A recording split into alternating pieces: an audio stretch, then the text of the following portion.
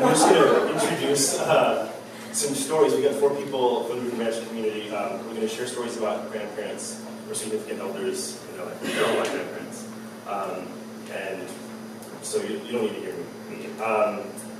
But I just want to say a couple things to introduce it and why we're doing Grandparents' Day.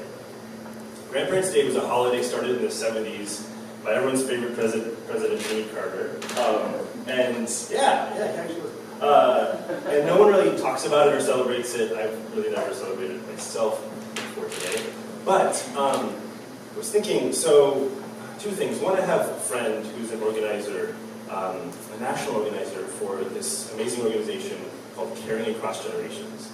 And they're trying to get people to talk more about aging in our country, and with many goals. One, just because a lot of aging people are not getting the care they need. Part of what this organization is trying to do is saying there are ways to keep elderly people, even who need significant care, in their homes. And it turns out 90% of people in surveys would rather be in their homes than in a facility.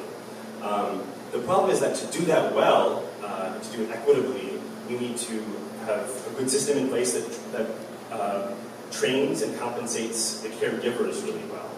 And that turns out to be really hard because it's not an organized workforce, it's dispersed, it'd be in homes. So this Caring Across Generations is trying to just kind of start a conversation about this, which is perfect, I think, for churches to talk about, because in some ways, churches are one of the few spaces, potentially, to be this kind of countercultural place where young people, like in that vision of Jerusalem, young people and old people are not kind of pushed to the sides. I mean, right now, this church has a lot of people in sort of the middle, but we really want to be a space that stretches in both directions, a space where people can make relationships across generations, learn from one another, that it's a shared, common public space like that.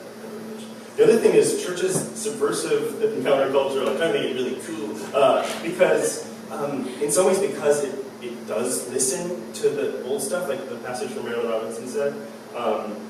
There is, my process of getting into Christianity has been weird because I'm constantly faced with things that don't make any sense to me, and it's been a process of trusting that, not trusting in faith in a way of giving up my intellect or giving up my questions or my mind, but sort of waiting a little bit. Like the teacher, the image of the teacher. Read poetry. You may not like it right now, but wait, read it again. And I think that's so beautiful. And I think if we do that, that's sort of another way of paying respect to our elders around the campfire. Even if it makes us kind of restless and we get bored at times, I think there's something there, a potential for real change.